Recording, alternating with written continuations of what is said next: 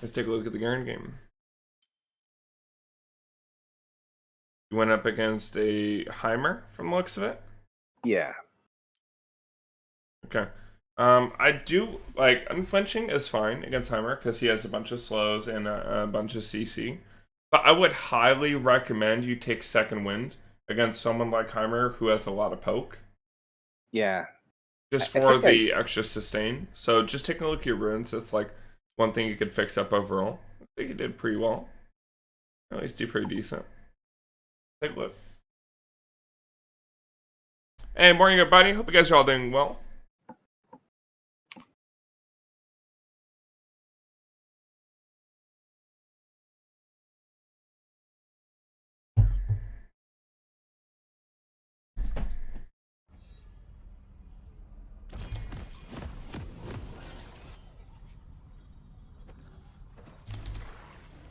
So I think I actually would have taken Nimbus Cloak. Yeah, that's good too. Like Nimbus Cloak and maybe like Celerity or Transcendence or something. Go pretty aggressive. For some reason, I didn't know that he was top lane or didn't think he was top lane. Okay. So yeah, I see you took armor. Yeah, I mean, taking a look at this, I would assume that he's top lane just because they have no other top champs. Yeah, you're right. Maybe it's lesson number one, Eric. Don't get coffee after locking in, right?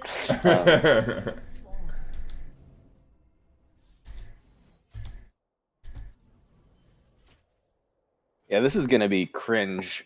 But, I think, unfortunately, or maybe fortunately, I like playing stat checky champs. And playing from behind is hard. Like, it's really painful. So if you have advice, number one advice, don't get behind, right? But I mean, I'll let you know. Like, I'll take a look and see what's going on. Thanks.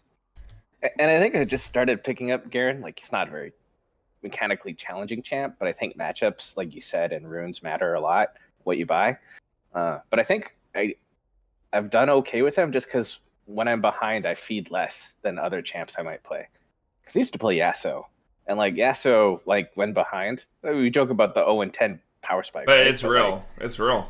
Yeah, no, I completely understand. Like, I've had a Yasuo 0-10 1v5 pentakill and won the game for me.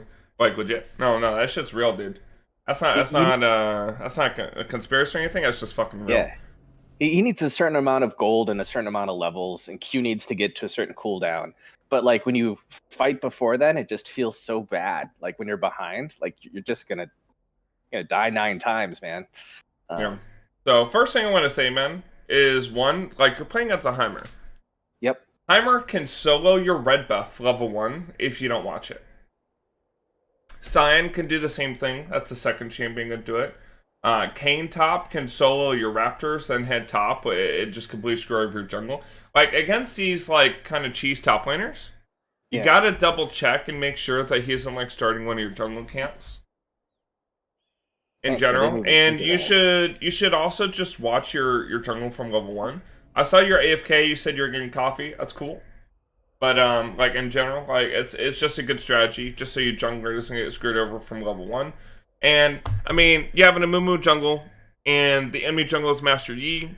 Master Yi's probably gonna want to cheese the Amumu at some point. You know?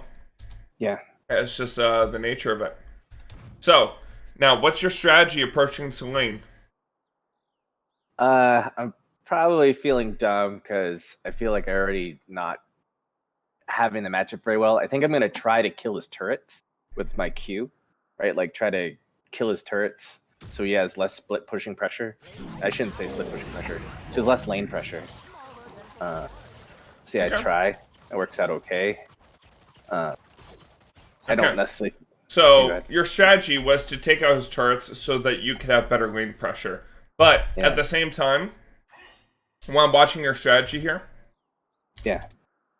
if you were wanting to out-shove the Heimer, why aren't you auto-attacking? Oh, Hamp Metal, thank you for the sub for 15 months. I appreciate it, man. Thank you. Like, you gotta, if you have a strategy, all of your actions should follow, that strategy. Because honestly, that's pretty good. Taking out Heimer's turrets so that he doesn't shove you in as hard, so you aren't punished as hard. That's in general, that's a very good strategy against Heimer. But you gotta, take it to the next level. You gotta think about all the things you're doing to help you with that strategy, right? Yeah, you're right. Because, just thinking about it, this is good. He took out his turrets and everything, but we gotta be shoving the wave. Heimer's, back here, he attacked you, so he took the damage from your minions, and then we're just sitting here not shoving the wave. For sure. I see it, yeah. I guess I'm used to trying to freeze top, right? So... I mean, okay, right, tell me, why would you want to freeze? I don't, right? Exactly. Well, I would love to. I mean, you want to shove, right? Yeah. No. You don't want to freeze. One, you can't hold a freeze because Heimer can just spam shove you in. He could, summon a couple turrets and beat you up. And two, you wouldn't be shoving into Heimer so that he can't start that shove.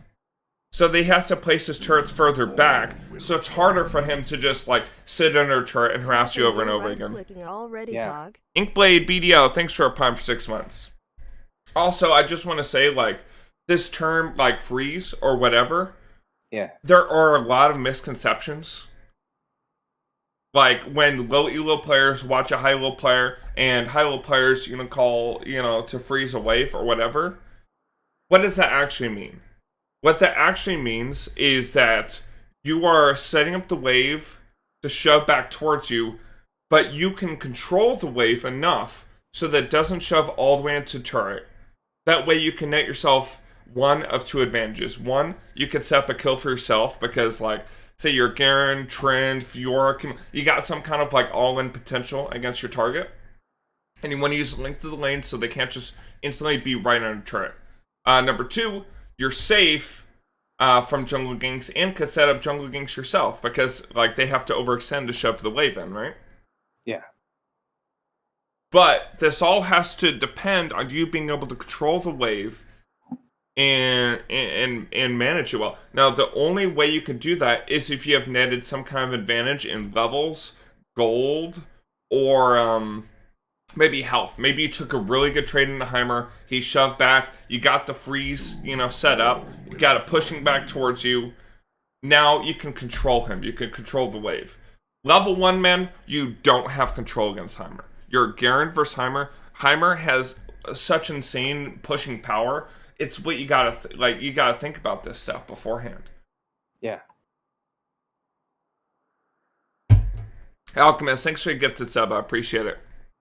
Yo, Encinitas, is Fog stuck in 2006 or what? Oh no, that's my current sub count.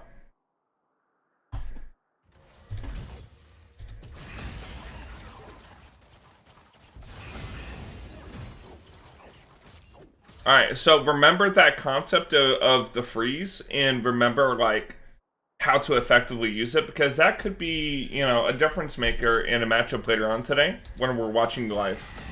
For sure. So yeah, now I just trying to CS and not take too much damage when there was a big wave, right? I couldn't. Yeah. I had to let it crash, right? So trying to kill turrets. Yeah, hell yeah, Kuzak. Didn't really realize that he could just auto me to have his turrets aggro me. That's pretty cool. It's rough, man.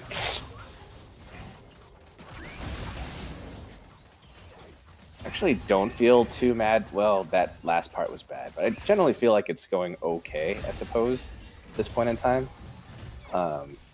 Maybe took a couple bad trades, but seem to be CSing safely, And yep. Oh wait, this is bad. For sure. Something you can do against something like Heimer, and this is anyone with the skill shot. Here's a little trick. Act like you're walking up to hit a minion or maybe hit his turret or something. Q forward towards it, and then right as you're about to get up towards the turret, you back off. So preemptively make him think that you're going to go for a turret, and then he casts a skill shot, and then before he even casts a skill shot, you're already walking back, and you bait him into using it. This is a tactics strategy that I use against multiple different matchups. Against a Lowie's E, where she pulls out your spirit. Against Gangplank's Barrel. against like maybe like Aurelia E, you know, stuff like this where like you can bait out those skill shots, and then you can abuse those skill shots being on cooldown to take advantage of your opponent. Now, something that here, let me replay and watch it again.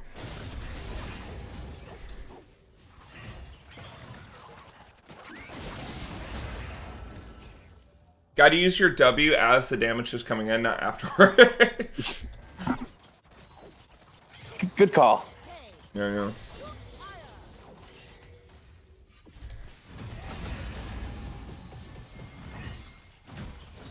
Damn, I was gonna say something else too. I forgot. Oh yeah. Dude, why are you maxing Q?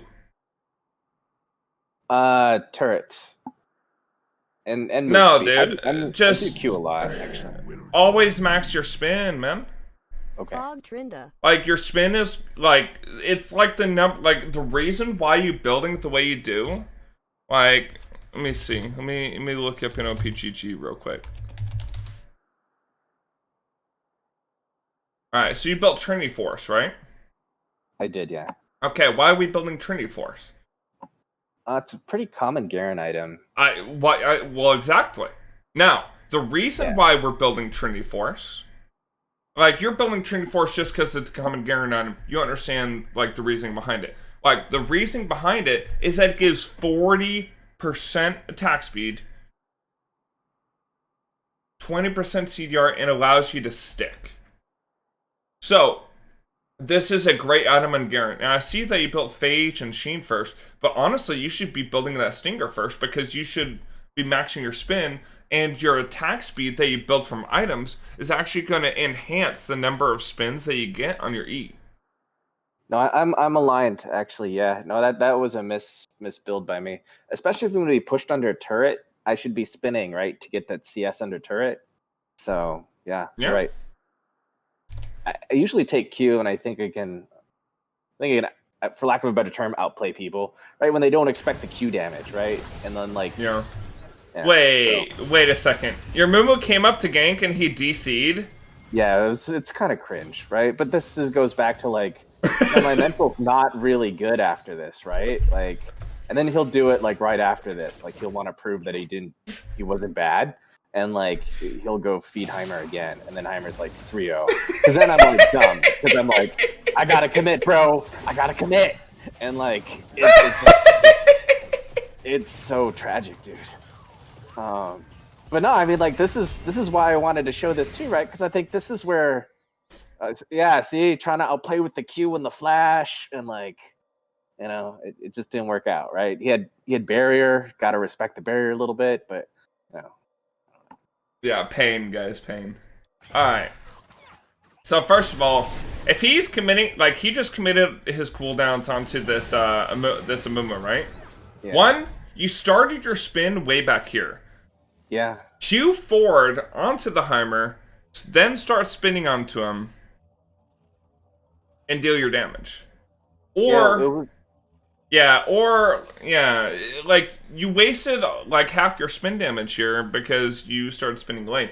And again, because you're maxing Q, and not your spin, you're missing out on a lot of extra damage you should be having in a straight ball in here, right? Yeah, for sure. Also, how is he kiting you here? Let's take a look at this little movement here. Because this shouldn't happen, right? Like, after you spin on him, right here, you should be instantly, like, you know, you should be queuing and basically silencing him immediately. Yeah. Right after this. But instead, you make this movement down here, and then he just walks up, right? And you basically got kited for no reason, because you just clicked away from him. Just click on him, man, and queue him. And then after your auto attack goes off, then you submit movement commands ahead of where he's trying to walk to. That way you can try to stay right on top of him. That's what I was trying to... So, right here, you actually end up having to flash to Q him. Yeah. But honestly, I don't even think you had to flash. I think you could use that Q move speed to Q onto him. And then right there, you just wait for the barrier to end. Right here, don't auto attack, wait for the barrier end, and then auto. Because you see how you autoed into the barrier? If you had waited until after the barrier ended, then you started your auto attack animation, you would have gotten him before you flashed. So there's like a lot of little things going into this, but like the main thing I want you to think about is like, look how you started this. You wasted half your spin damage. No, you're right. Now, yeah. Amumu Inted, like he DC'd, right? Yeah, it's not his fault. It's just like 1 second, 2 second, 2.5 seconds of your shit just wasted. Yeah. It was probably me just like being frustrated and wanting to click buttons knowing that Amumu DC'd. But you're right, be smart about it, right? Because Eric, the goal is to increase my play. And so, yeah, I think... I would imagine in your elo this happens a lot, you know? Yeah, and then you're sitting 1 HP on a turret, he comes up and dives you. It's just unlucky.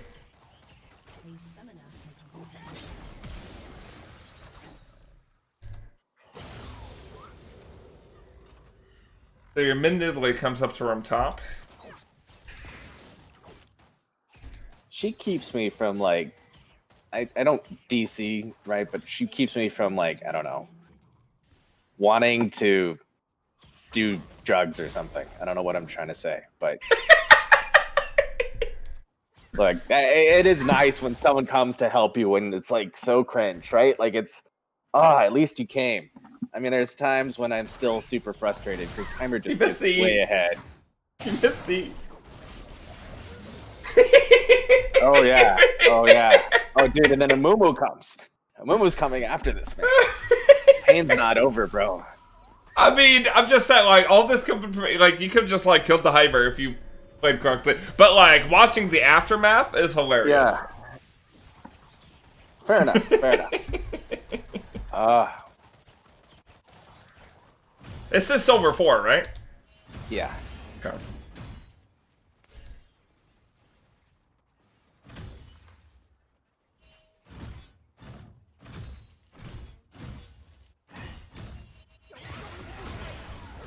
So in general, like with Garen, I kind of want a long lane, right? Because I usually feel like I have kill pressure, or I can get... You know... Oh yeah, he comes back. I think I'm pinging him off. Because like... Yeah, it's obviously bad, but like, man, you don't have your spin maxed. Now, you itemize into boots. I don't agree with the boots buy. I think you should just buy the mantle and then buy whatever regen you can get. Or, you know, maybe like buy like refillable potion, maybe buy a rejuvenation bead or something. My thought is I can maybe do a better job dodging skill shots with boots. Okay. That obviously didn't happen, but yeah.